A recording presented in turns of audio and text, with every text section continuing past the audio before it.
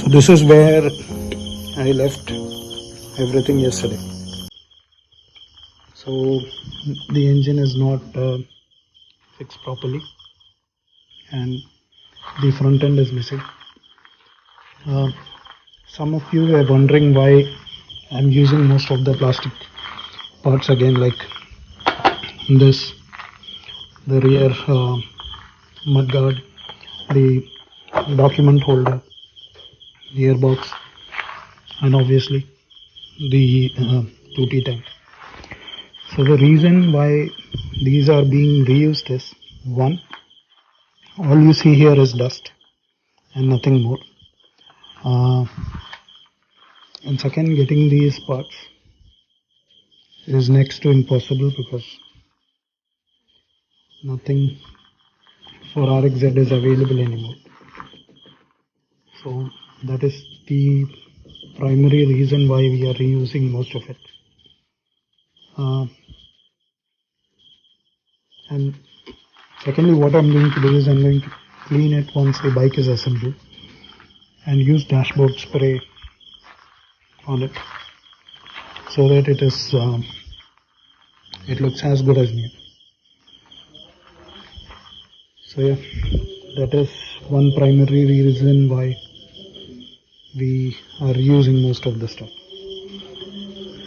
So today let's focus on the front fork, which I have to remove from the 5-speed, which is parked there behind the RD. So those are the gladiator forks and I have to remove them, change those inner tubes, and then finally install it on the RXZ. So the fate of this vehicle is, this is also gonna get rebuilt. I'm thinking of doing a big bore on this. My RX100 is also not running these days because there is a misfire in it, which I have to diagnose, but that is not priority right now. So let me go ahead and remove the forks. This is just a simple task of doing a couple of bolts and then see how bad the situation is. So this is going to be a temporary thing. I am going to get the original RXZ 5-speed forks, but right now I'm going to use these. So okay, let me remove this. He is the new in charge of cleaning. So as you can see, he is on his first day of the job, so that is the reason why he is doing an excellent job in cleaning everything. So yeah, that is something that I can live with. That is pretty good cleaning. Good job. Keep cleaning it. So I have actually never built an RXZ. This is my first. So most of the things that are on this are being done for the first time. So I don't know how these things work. But I definitely know that there is a piece that comes here which holds the number plate. So that, since that is not available, so what I'm going to do is I'm going to get the RX 135 once and I'm customizing it. So that is the plan. Today's agenda is to make sure that this becomes a rolling chassis so that it can be moved here and there. So it's almost there. All we need to do now is fix the front wheel. So there is one more fork that needs to go in here. And as everything aftermarket, it is also putting up a fight. So right now I'm not going to clean this because this is going to waste of time, because ultimately I'm going to change these. I'm going to get the original RXZ ones. So this is just going to be a temporary fix till the time I get the new ones, and this is going to go in there. So yeah, let me put you guys on a tripod and fix this, and then put that front wheel so that this becomes a rolling chassis.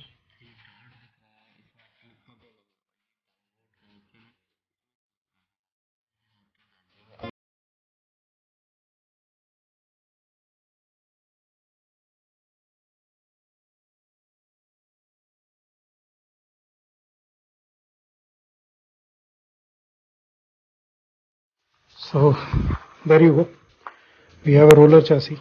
So people who's, who is watching this might be thinking that why did I put these in when I'm anyways going to replace the forks. Well, I actually wanted to see how the headlight fits because I've never done this, so I thought I would probably use this opportunity and do that. So yeah, that's precisely what I'm going to do. I'm just going to put the headlight and see how it looks. Okay.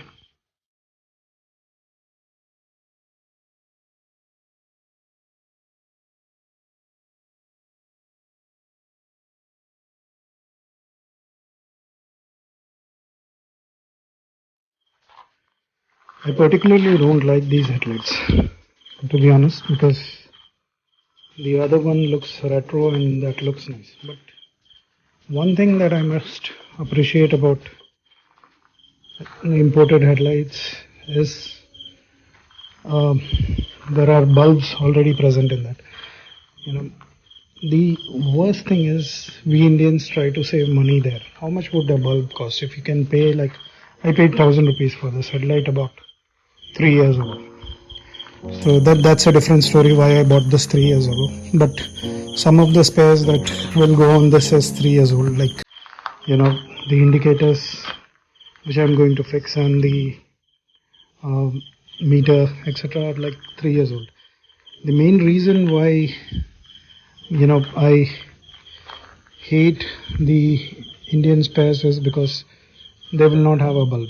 Like I actually got a Shogun tail light last time and there was no bulb in it, and there is absolutely no way in which you can open it. It was a complete assembly.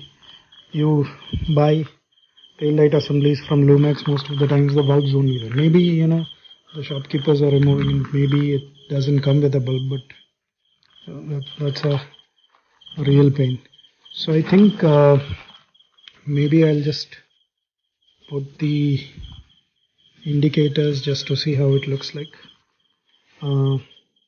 Plus I have the headlight mask also lying somewhere, and unfortunately or fortunately the work for the flooring is supposed to happen day after tomorrow. So that is another reason why I wanted to finish this build, or at least most of it, before the work starts, because once the work starts it would be really difficult for me to keep a tab on everything. And yeah, there was some discussion. Some of you pointed out that the brake pedal is old. So as you can see, most of it is rust. I mean dirt. Like all this is dirt, cake dirt. So this will wash out nicely. I'll probably change it in future if that is needed, but as of now it looks good. It's more functional because all you will see is just this part, because the rest everything will go under. So the actual reason why I put this is because I actually forgot to buy this, along with a couple of other things like this little thing. So I actually forgot to buy those. So that is the reason why those things are missing.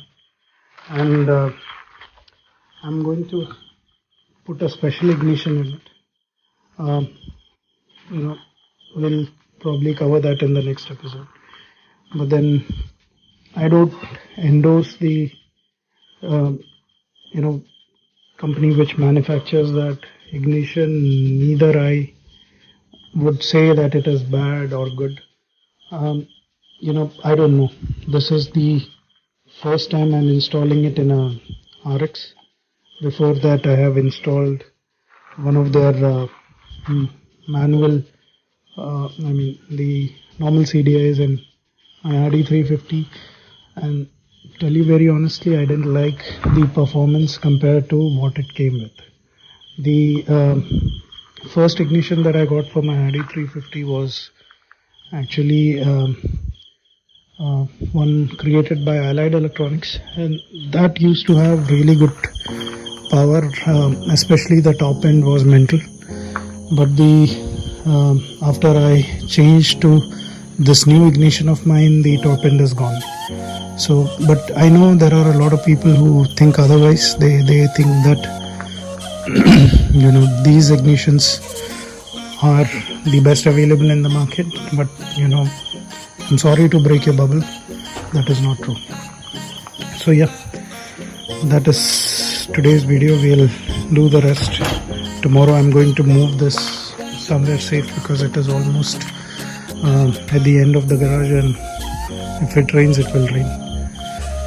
So yeah, I'll just park it somewhere around there and probably move all the stuff back into the box before the maid comes tomorrow. And these guys do look very hungry, and I don't know what the time is. So yeah, we'll continue tomorrow. Thanks for watching. Have a good night.